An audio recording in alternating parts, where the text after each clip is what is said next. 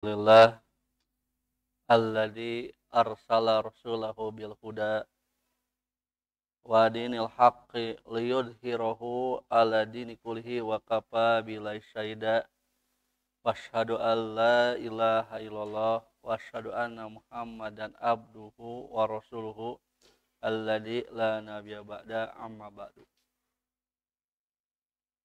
Hadirin ikhwati iman rahimakumullah, kita lanjutkan kajian syarah salah satu usul karya Syekh Muhammad bin Shalih Al-Utsaimin rahimahullah, dan kita memasuki halaman 21 di bawah, yaitu alinea terakhir. Wa muradul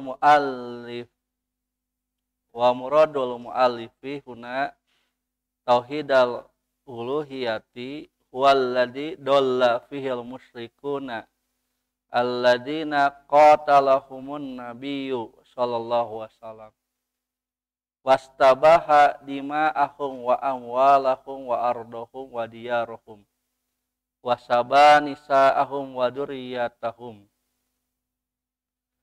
wa aksaru ma yu'aliju rusulu aqwamahum ala hada nau'i minat tauhidi. Qala ta'ala a'udzu billahi minasyaitonir rajim wa laqad ba'asna fi kulli ummatin rasulan an ibudullah al-ayah. Terjemahnya, wa muradul muallifi huna tauhidal uluhiyati, dan dimaksud di sini adalah tauhid uluhiyah. Jadi pengarang bermaksud dengan tauhid uluhiyah ya, dalam pembahasan ini. Jadi ditekankan bahwa wa a'damu ma amarallahu bihi tauhidu, perkara yang paling utama, paling besar diperintahkan Allah adalah tauhid. Wa huwa ifradullahi bil ibadati, yaitu mengesahkan Allah dalam ibadah. Kata Syekh Utsaimin bahwa Syekh Muhammad bin Abdul Wahhab rahimahullah mengatakan tauhid dalam bab ini adalah tauhid uluhiyah. Kita sama-sama telah bahas pada pertemuan sebelumnya bahwa tauhid ada 3, ulububiyyah, tauhid rububiyah, tauhid uluhiyah, dan tauhid asma wa sifat. Nah, yang dijabarkan oleh Syekh Muhammad bin Abdul Wahhab dalam kitab tauhidnya dan kitab salah satu usul yang kita bahas hari ini itu adalah tauhid uluhiyah gitu. Jadi bukan tauhid rububiyah. Sehingga maknanya tauhid yang dipersoalkan dan diperintahkan, a'damu ma amarallahu bihi, perkara yang paling besar yang Allah perintahkan adalah tauhid. Sama dengan a'damu ma nahallahu anhu asyirku, perkara yang Allah larang dengan keras, paling besar itu perbuatan syirik, lawan tauhid. Nah, tauhid yang dimaksud adalah tauhid uluhiyah, bukan tauhid rububiyah, bukan tauhid asma wa sifat. Wa huwal ladzi dalla fihil musyrikuna, yaitu tauhid yang kebanyakan, bahkan bukan kebanyakan ya, tauhid yang di mana orang-orang musyrik itu sesat padanya. Jadi kadang-kadang orang musyrik kaitan dengan tauhid rububiyah itu mereka pun mengakui. Kalau mereka ditanya siapa yang menciptakan langit dan bumi dalam surat Az-Zumar, maka mereka mengatakan la yaquluna Allah. Pasti mereka mengatakan Allah yang menciptakan langit dan bumi. Nah, dari sisi ini mereka benar. Mereka benar bahwa pencipta langit dan bumi adalah Allah. Maka perkara yang mereka sesat itu bukan masalah itu, melainkan tauhid uluhiyah, yaitu tauhid ifradullah bil ibadah, mengesahkan Allah dengan ibadah kepadanya, mengesahkan Allah dalam ibadah kepadanya. Nah, mereka menyekutukan Allah dalam beribadah gitu. Jadi kalau keyakinan hanya sekedar pencipta ada Allah, mereka selesai. No problem gitu. Tidak ada masalah, mafi muskilah. Ketika mereka diajak untuk hanya kepada Allah, mereka harus menyembah, maka disinilah problemnya. Inti persoalannya. Karena mereka kekeh. Bagi mereka, menyembah itu harus pakai wasilah, perantara, yaitu patung-patung yang mereka anggap sebagai perantara diri dengan Allah gitu. Dalam surat Az-Zumar kalau nggak salah ya, atau surat yang lain dikatakan ma na'buduhum illa liyuqarribuna ilallahi zulfa. Kami tidak menyembah mereka berhala-berhala itu kecuali mereka berhala mendekatkan kami kepada Allah sedekat-dekatnya. Nah, gitu. Jadi persoalannya di sana.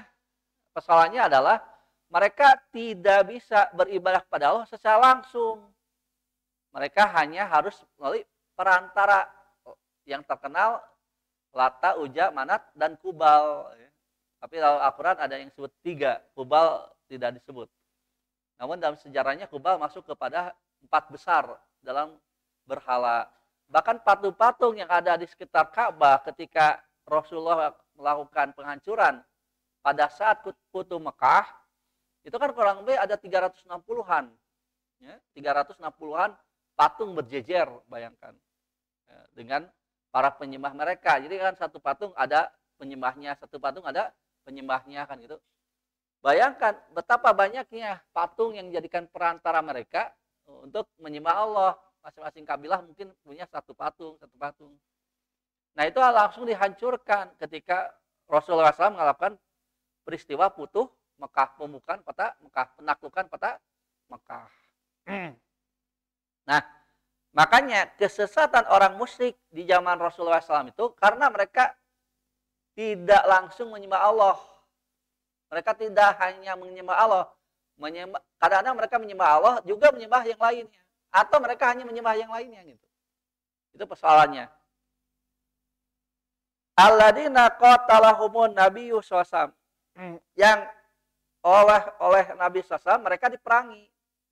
Gara-gara itulah mereka diperangi. Yaitu bahwa Rasul bertugas untuk mentauhidkan masyarakat jahiliyah.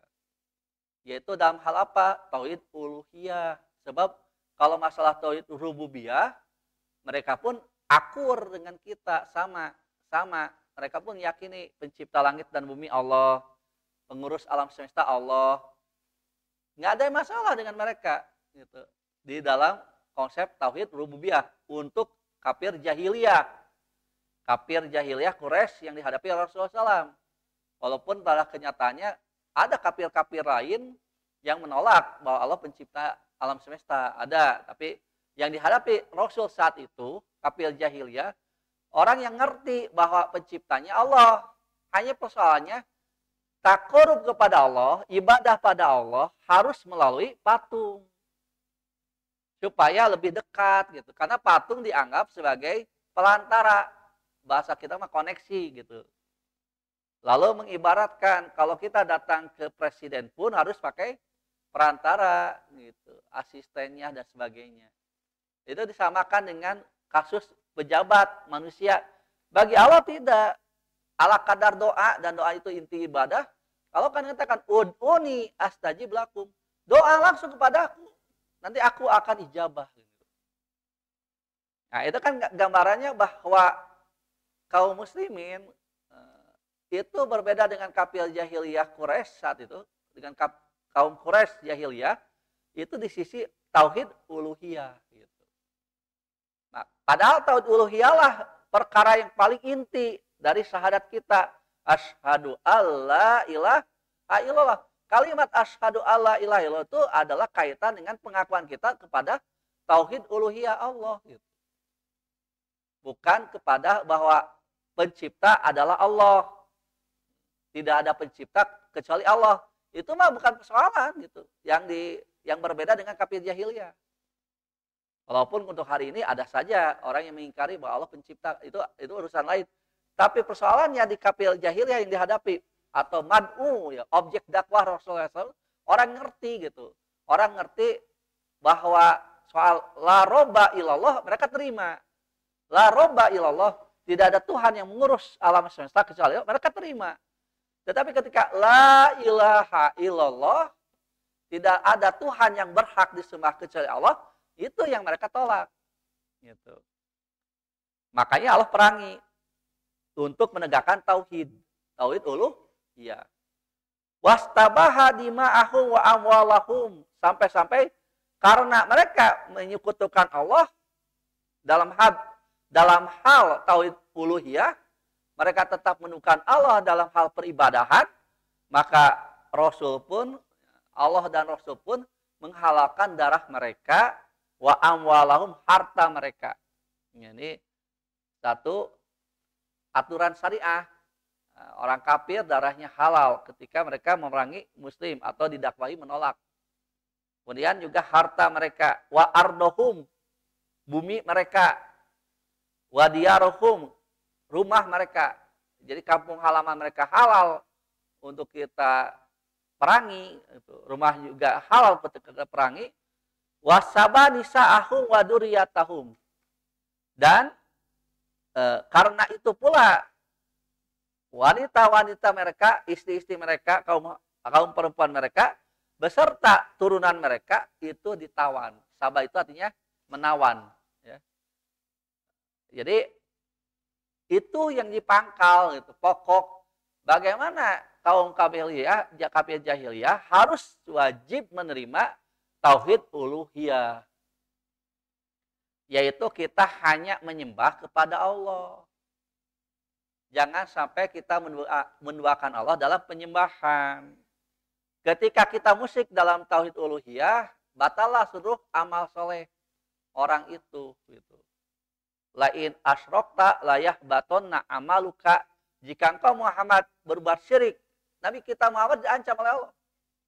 Dan tentu saja Nabi Muhammad tidak melakukannya. Makanya hitobnya kepada kita juga. Jika engkau Muhammad berbuat syirik, pasti dia Allah akan membatalkan seluruh amalnya, gugur. Ya. Makanya hati-hati dengan perbuatan syirik, yaitu antum menganggap ada kekuatan yang mempengaruhi kehidupan kita yang wajib disembah. Gitu. Jadi berikan sesajen, gitu. Kemudian kita juga melakukan ritual khusus untuk sebuah kekuatan yang dianggap supranatural umpamanya. Nah itu musyrik, itu uluhiyah, nggak boleh. Misalkan maaf ya, kalau di daerah Jawa Tengah, Jawa Timur kan masih ada upacara, lalu diberikan satu sesajian di larung lautnya dilempar ke laut gitu. Nah itu hal penyembahan gitu, nggak boleh. Bukan sekedar tradisi, tapi itu ada ritual, keyakinan gitu. Mohon maaf ya. Kalau itu hanya tradisi, mestinya yang disebut adat secara kaidah usul fikih harus masuk akal gitu. Al aslu fil adah makulul makna. Kalau itu sekedar tradisi, itu mestinya antum sebab akibatnya bisa kita baca, bisa kita pahami. Misalkan yang disebut ya tradisi, kebiasaan, kehidupan kita, kalau tidak A bakal begitu, kalau tidak B bakal. Itu kan dapat dipelajari, ya. Al-adah muhakkamah, al-aslu fil adah makulul makna. Asal dalam sebuah kebiasaan, adat, kebiasaan, istiadat itu bisa dimaklumi. Ya, sebab akibatnya. Ya. Tapi kalau sudah berbentuk ritual, al-aslu fil ibadah, goyru makulil makna, asal dalam ibadah itu tidak bisa dipahami maknanya. Nah, ini kaidahnya populer ya, kaidah usul fikih kaitan dengan ini adat tradisi atau memang ada unsur ritual gitu. Ya tinggal ini bisa dipahami enggak? Kalau tidak dipahami itu cenderung mungkin itu ada unsur ritualnya. Jadi kaidahnya itu al aslu fil adah makulil makna. Pengertian itu dapat masuk akal gitu. Tapi kalau al-aslu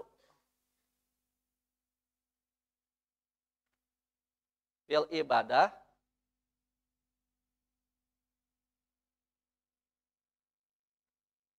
ghairu makulil makna.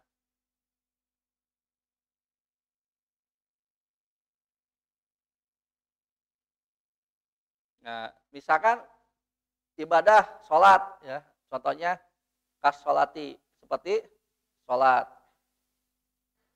kan nggak bisa dirasionalisasi. Kenapa harus ruku, kenapa harus sujud gitu?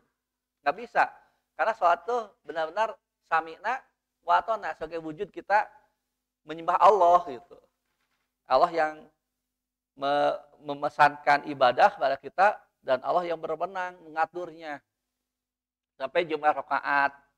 Itu kan nggak bisa dijelaskan secara logika.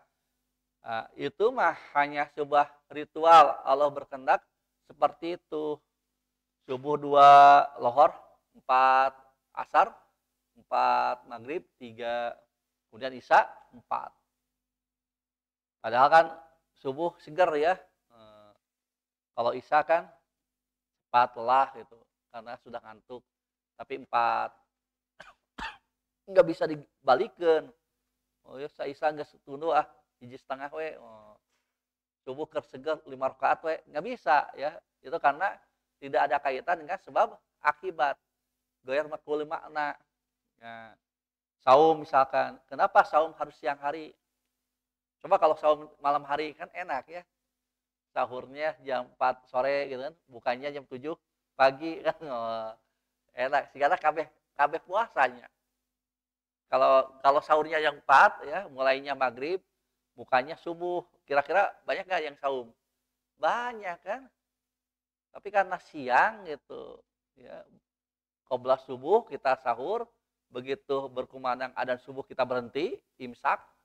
Nah, setelah itu kita buka maghrib 14 jam kalau di Indonesia, kalau di Saudi 12 jam. Banyak yang tidak kuat gitu. Jadi kelihatannya banyak pasien penyakit gitu. Karena kan yang tidak boleh kosong dari makanan penyakit ya. Gitu. Jadi aneh nate jadi nate Ramadan unggul. Gitu. Di luar Ramadan mah gawe ti jam genap dari ka jam 5 sore biasa we. Iya oke. Ya. Memang mereka jarang makan, tapi udud sering udud. Gitu. Jadi memang anu ripuh saumah tukang udud. Makan mampu tidak makan, tapi kalau tidak merokok berat gitu. Ya. Terus teh nyebut terus biasanya tukang ngerokok. Itu begitu ya. Jadi nggak ngerti kenapa harus siang kecuali kita ngambil hikmah. Hikmah kan bukan sebab disyariatkannya, hanya ada satu faedah yang kita ambil secara hikmahnya.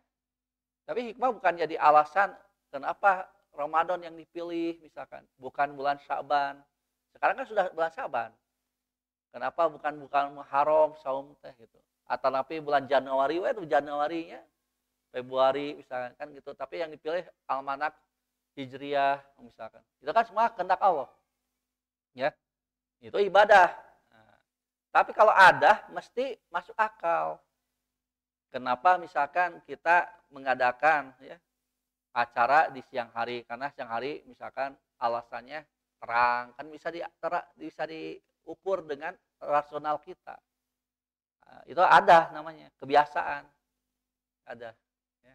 Kenapa sekolah mulai pagi misalkan? Karena itu bisa dijelaskan secara logika. Kalau sekolah siang itu kan berat, ngantuk kan kalau siang. Pagi kan seger.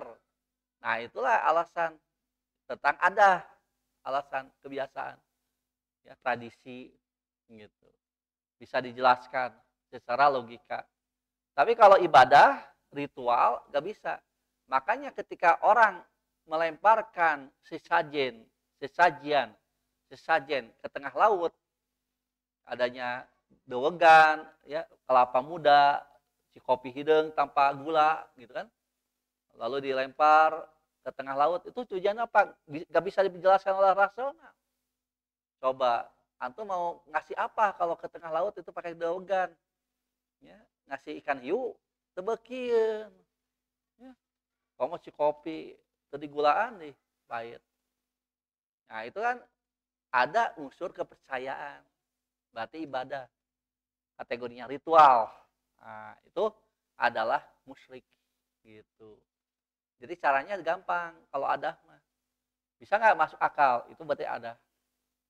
Ya, misalkan kenapa ada larangan ya, bikin sumur di tengah pintu kan bisa dimengerti.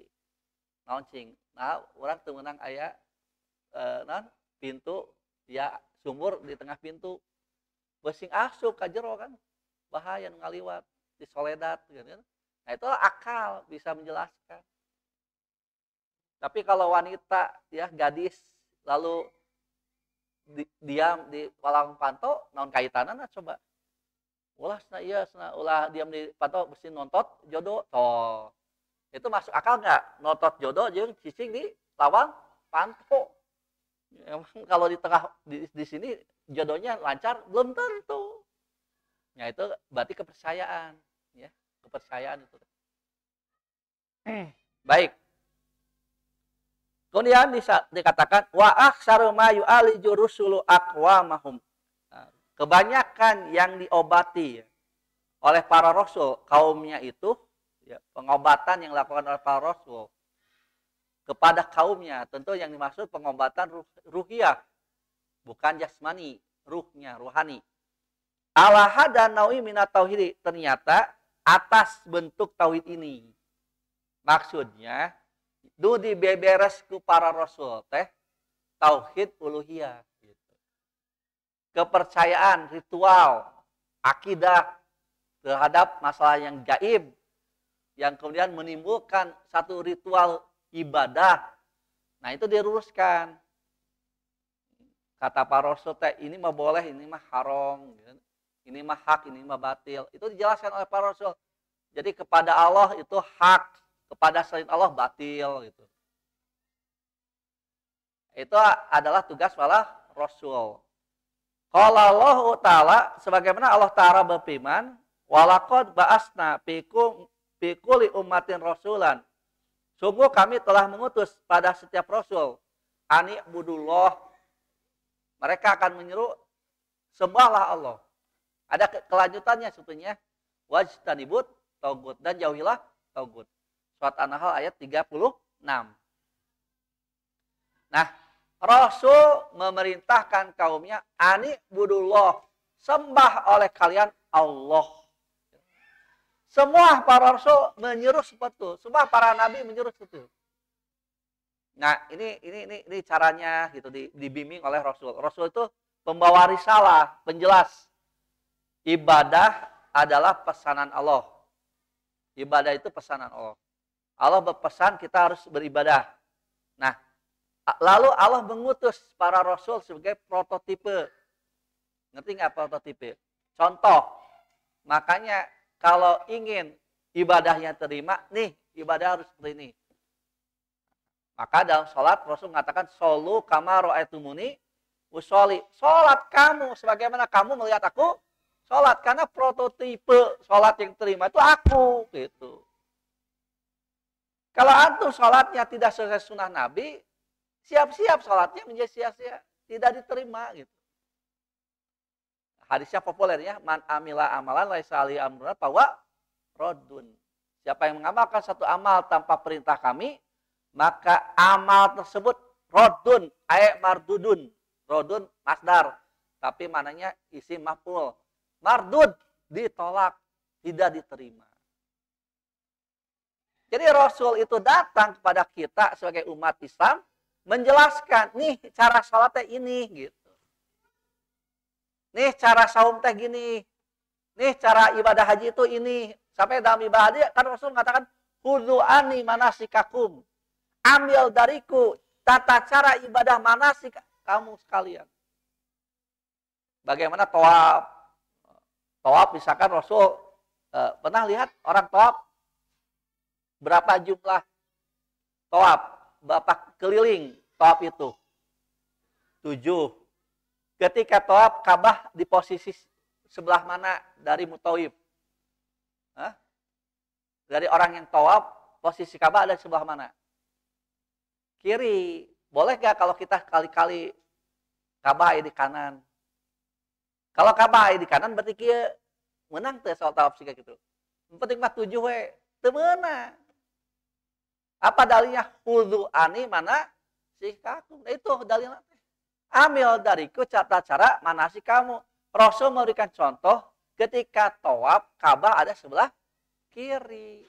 Jadi muternya itu adalah berlawanan dengan jarum jam.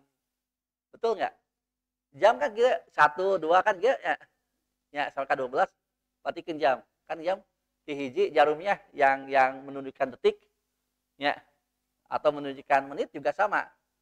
Di angka hiji, angka 2 kan gitu jamnya.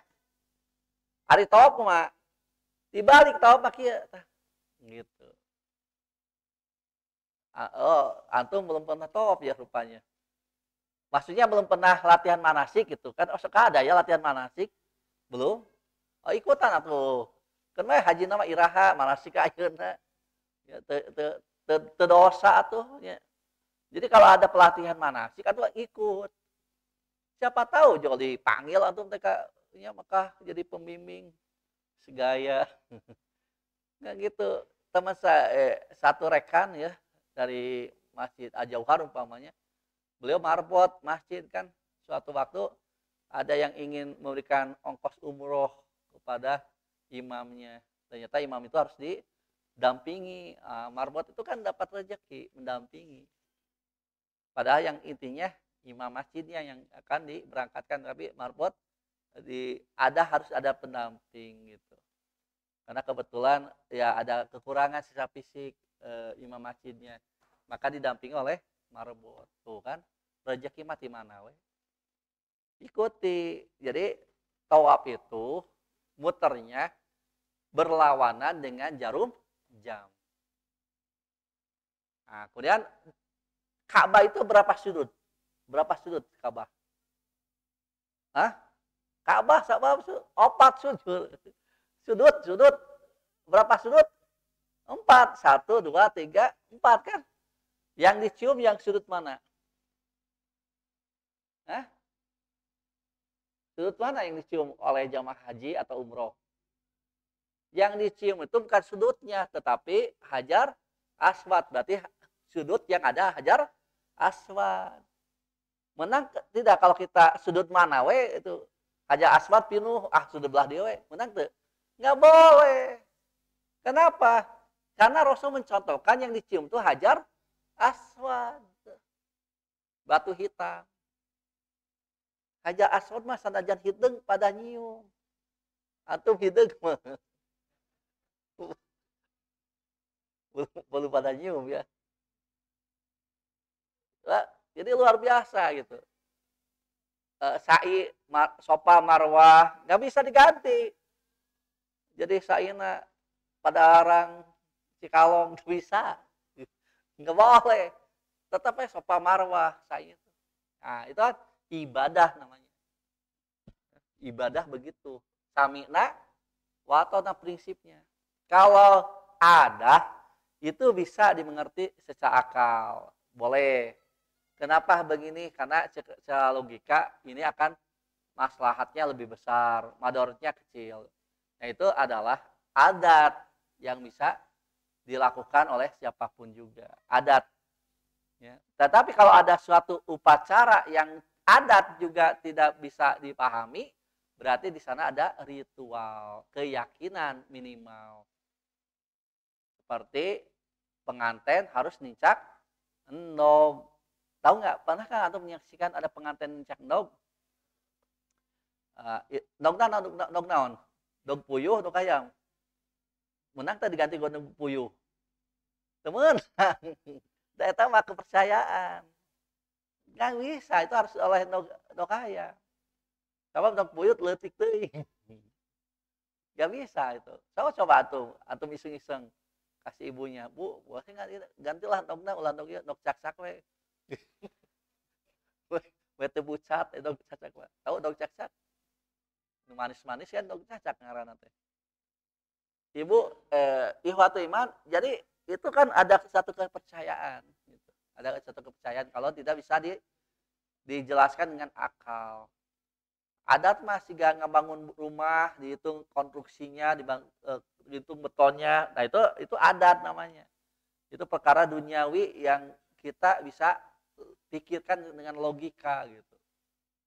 Kalau tidak ada, berarti ada kepercayaan itu teh gitu. Ada unsur ritual ya, kepercayaan dan satu ibadah bagi mereka.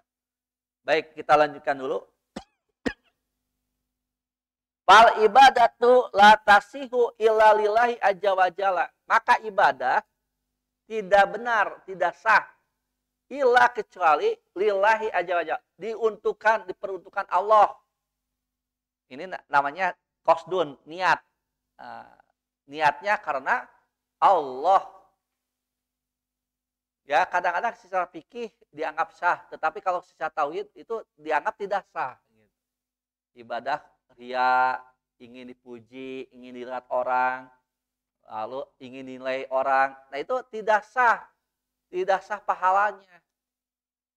Ibadah itu menghasilkan pahala, ganjaran. Ketika niat antum tidak ikhlas, boro-boro pahala, yang ada dosa gitu. Tahajud pahalanya luar biasa. Wa minal laili fatahajjad bihi nafilatal lak. Nah, itu surat Al-Isra ya. Di antara malam itu, khususnya sepertiga malam terakhir, nanti dijelaskan dalam riwayatnya seperti itu. Ya, maka tahajud, bangun dari tidur itu sebagai nafilah, ibadah tambahan. Nanti kesananya apa padilahnya? Asa ayyab asaka robuka makomam mahmuda. Bisa jadi, yaitu. Dan asa ini ada satu yang akan terjadi kalau sesuai dengan aturannya. Allah menempatkanmu di tempat yang terpuji. Gitu. Jadi pahalanya besar, ganjarannya besar. Tetapi kalau tahajud bukan karena Allah, ruksak gitu. Tahajud bukan karena Allah, atau tahajudnya karena Allah dan karena yang lain. Nah, itu musyrik juga. Jadi musyrik itu bukan berarti karena Allahnya hilang. Bisa jadi karena Allah atau juga, tetapi sekaligus karena yang lainnya. Mungkin karena antum tinggal di mertua, kalau sudah rumah tangga lalu malu. Wah, malu antum bukan karena Allah, tapi malu mertua. Maka niat dalam hatinya antum bukan karena Allah, tapi sekaligus juga karena mertua. Ruksak, boro-boro dapat pahala, dapat dosa. Bahkan kalau tidak tobat dan tidak diampuni Allah, dapat siksa di neraka. Wailul lil musallin alladzina hum an salatihim sahun alladzina hum yura'un. Yura'un itu ria. Ria, ingin dinilai orang, ingin dilihat orang. Ria itu dari kalimat ro'a, melihat. Jadi ingin dilihat orang ibadahnya, lalu dipuji. Kalau di dunia maya namanya di-like. Like gini gitu. Kalau gini dislike gitu, tidak suka. Antum inginnya tahajud di-like gitu. Makanya selfie heula tahajud. Tahajud like dong, di-like. Bunga HTT. Nah, itu kan bukan karena Allah, berarti karena like ya. Karena manusia. Ruksak. Nah, makanya fal ibadatu la tasihu illa lillahi. Ibadah itu tidak sah, tidak benar kecuali ditujukan untuk Allah azza wa jalla. Wa man akhala bihada tauhidi bahwa musyrikun kafirun. Jika ada dan siapa yang ruksak, bolong, bolong.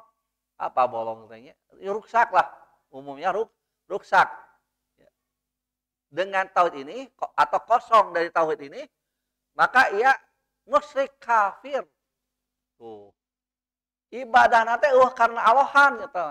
Itu namanya syirkuniyah. Jadi murni karena dunia. Wah, itu mau musyrik kafir gitu.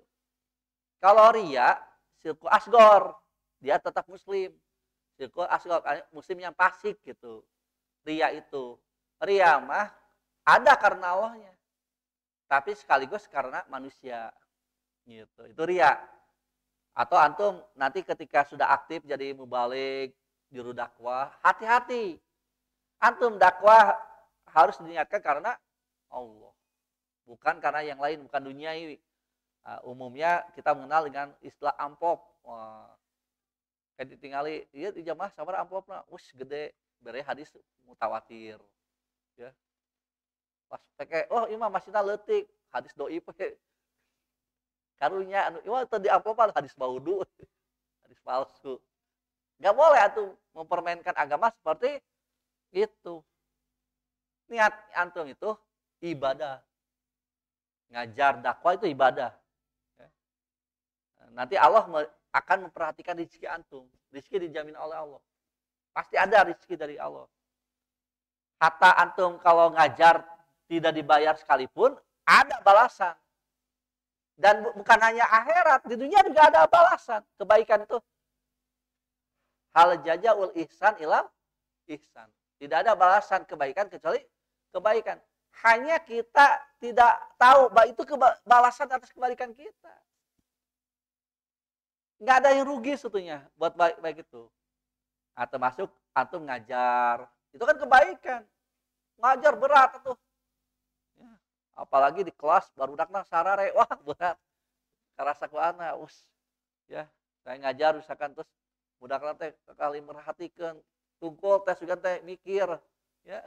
Ai soreng teh kupu-kupu mutir soreng lalai ka pipir. Tungkul teh sugan teh mikir soreng ngalai ngadahdir. Jadi ya baru kan ngajar teh enggak batin kali siswa seperti itu mah. Ini tatangan kita. Maka agar kita tidak tengah batin, luruskan karena Allah. Saya ngajar karena Allah. Lain karena manusia gitu. Lain karena si eta lain. Lempang we siga Rasul ke Thaif di Baledogan, waduh nyeri hati. Dakwah ngajak kan dakwah teh ngajak nyalamatkeun manehna gitu. Urang teh nyalamatkeun manehna tina seueur neraka. Di dakwahan mulang tarima di Baledog coba. Tapi Rasulullah SAW tidak putus asa kan. Malaikat yang ditawari kan, yang menjaga gunung, Muhammad bagaimana kalau saya lemparkan tuh gunung yang paling besar. Tunjuk gunung mana anu hayang ditamplokeun kan. Mun urang mah wah atoh pisannya, urang dianiaya ku batur. Terus aya malaikat rek nulungan, cukup rek. Kat kita langsung disikat tuh baca. Geus ulah kalau didinya lah geus ku malaikat Israil cabut ya mana. Beureun kitu aya urang mah nya. Da keheul pisan ka jelema atuh teu garagagan ka urang. Nah, dunia dakwah dan pendidikan antum akan mengalami hal itu. Ya, sunatullah, dakwah itu tidak bertaburkan bunga dan pujian. Ya, justru bertaburkan onak duri dan tantangan. Nah, rintangan. Makanya antum ikhlaskan niat supaya tidak frustasi. Wa in aqara bi tauhidir rububiyati wa asma'il wasifati, walaupun mereka ya wa in aqara walaupun di sini walaupun mereka menetapkan adanya tauhid rububiyah dan tauhid asma sifat. Jadi sia-sia tetap kalau tauhid uluhiyah hilang gitu. Mereka tetap mengakui Allah penciptanya, Allah pengurusnya, Allah yang memberikan rezeki padanya. Eta mah teu musyrik, Bapak. Yakin Allah gitu. Tapi nyembah ka berhala kepada patung. Nah, ini menjadi sia-sia amalnya. Kenapa? Karena esensi ibadah itu adalah tauhid uluhiyah. Ya walaupun tentu saja tidak boleh kita mengabaikan juga tauhid rububiyah dan asma sifat. Nggak boleh diabaikan, tetap harus diperhatikan. Tapi yang paling penting itu di sini yang kita kupas ya. Kata Syekh Muhammad bin Shalih Utsaimin, tauhid uluhiyah. Falau parodo anna rajulan yukiru ikroron kamilan bi tauhidi rububiyati wa asma'i wa sifati walakinnahu yadhabu ila qabri.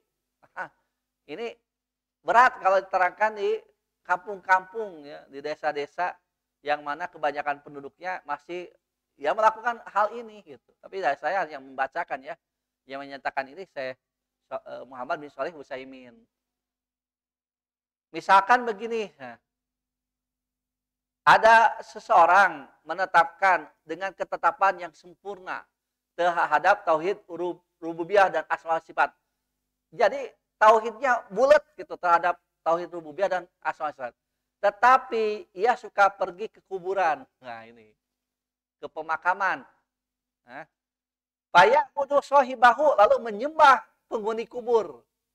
Wayan daru lahu, bernadar karena penghuni kubur. Kurbanan, lalu dia juga bernadar mengkurbankan. Kurban isi pendekatan diri ya. Ya taqarrabu bihi ilahi, untuk bertakarub dengan kurban itu kepada penghuni kubur. Fa innahu musyrikun kafirun. Tuh. Keras pisan ya Syekh Utsaimin dalam bab ini. Maka orang itu disebut musyrik kafir, khalidun finnar, kekal neraka. Berat. Ya. Walaupun orang itu tauhid rububiyahnya bulat sempurna. Kenapa? Karena kafir jahiliyah yang tadi saya berulang-ulang. Kaum kafir Quraisy jahiliyah itu menetapkan tauhid rububiyah. Mereka musyrik di tauhid uluhiyah. Umat Islam kalau seperti itu ya sama. Dihukumi musyrikun kafirun khalidun finar.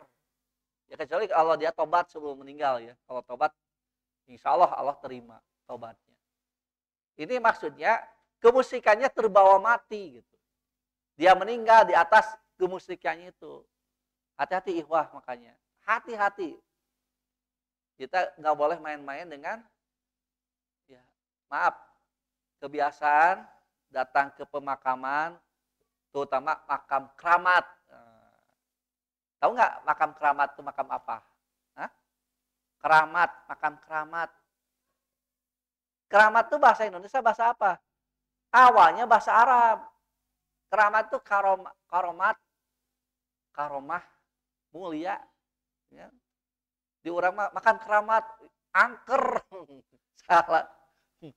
Makan keramat, angker. Salah. Makan mulia kan itu. Datang ke makam keramat, minta-minta kepada penghuni makam. Itu musyrik, nggak boleh. Ya. Nggak. Anda datang ke pemakaman, doakan, mohonkan istighfar, ampunan bagi penghuni kubur, itu yang benar itu. Karena antum bisa beramal, mereka sudah tamat amalnya. Antum yang bisa beramal. Rasul datang ke Baki, tahu Baki pemakaman di Madinah. Rasul doakan penghuni Baki, tengah malam, nggak ada apa-apa. Ya. Mau tes nggak? Tengah malam ke makam, pasti siap. Rasul malam-malam oleh Siti Aisyah di Raba, kemana Rasul? Masjid ternyata sedang berdiri di makam Baki. Mendoakan penghuni kubur di Baki. Itu boleh kita mendoakan ahli kubur, bukan kita minta kepada ahli kubur. Beda nggak? Kita mendoakan untuk ahli kubur, kita minta kepada ahli kubur, sama nggak? Beda. Gitu. Yang satu tauhid, yang satu syirik. Jadi kepada penghuni kubur, antum bukan minta jabatan, minta usaha lancar, minta didoakan. Doakannya abdi kawin, jeung Desi Ratasari. Wah, umpamana ya. Itu kena disensor. Ya Desi Ratasari yang mana gitu ya, bukan artis. Nah, itu kan misalkan antum ya punya cita-cita seperti itu, datang ke ahli kubur, minta didoakan. Doakan. Siksi matengnya, wah orang lompat dah. Ya nggak boleh begitu. Orang tua sendiri nggak boleh tuh datang ke makam orang tua. Mah. Tuh saya ngajar itulah mah. Abdi kawin. Iya calon Pak. Iya teh mantu mamah teh. Pak mamah geus maot. Kieu. Mamah tarima tong. Nanya ke si mamah geus maot. Jawab moal gitu. Ya, itu nggak boleh seperti itu antum. Harusnya datang, Allahumma ighfir lahu warhamhu. Itu yang dibaca ya kepada orang sudah meninggal. Begitu ihwah ya. Bukan nggak boleh ziarah kubur. Boleh. Tapi tata caranya, kaifiahnya disesuaikan dengan sunnah. Apa? Memohonkan istighfar bagi mereka. Ya Allah maghfirlahu. Itu kan meminta istighfar untuk mereka. Itu yang disunahkan. Yang dikritik oleh Syekh Utsaimin di sini, mereka datang ke ahli kubur, ke kuburan, meminta ke penghuni kubur gitu. Ini dianggap musyrik oleh Syekh Muhammad bin Shalih Utsaimin. Gitu. Ya, mohon maaf itu dulu ya yang dapat sampaikan. Nanti mungkin ini diulas kembali pekan depan ya. Sengaja ada beberapa alinea atau baris yang belum kita baca. Intinya seperti itu ya, kita tidak boleh musyrik, dan musik yang paling fatal dan banyak dilakukan oleh kaum muslimin sendiri itulah musik dalam tauhid uluhiyah. Kalau tauhid rububiyah, mereka sudah meyakini Allah pemberi rezeki, Allah pencipta, Allah pemelihara alam semesta dan dirinya. Ya, pokoknya itu sudah selesai. Tapi begitu penyembahan, mereka masih menyembah selain Allah. Mudah-mudahan apa yang disampaikan ada guna manfaatnya, benarnya dari Allah dan Rasulnya. Sementara salahnya dari saya dan dari syaitan, Allah dan Rasulnya melepas diri dari kesalahan tersebut. Allahumma rabbana atina fid dunya hasanah wa fil akhirati hasanah wa qina adzabannar. Aqulu qouli hadza wa assalamualaikum warahmatullahi wabarakatuh.